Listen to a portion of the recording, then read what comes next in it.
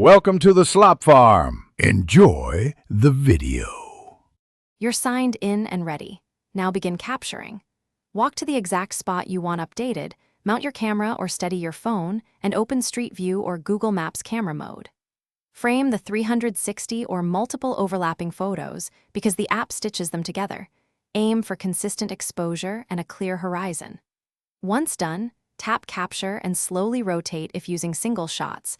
Make sure GPS is active so the location pins accurately. This first step creates the raw images Google needs to replace old street imagery.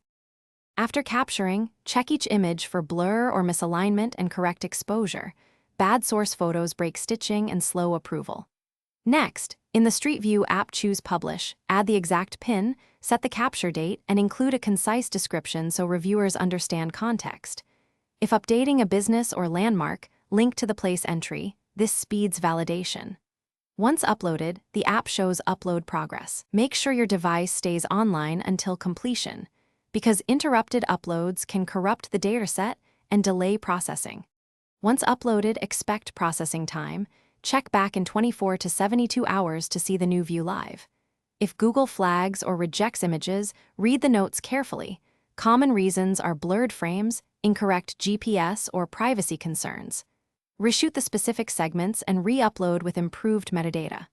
If you still see the old imagery, clear app cache, sign out and back in, or use map edits to report a problem. Escalation can prompt manual review. One troubleshooting tip: always keep the original geotagged files until. Thanks for watching. Consider subscribing if we helped you today.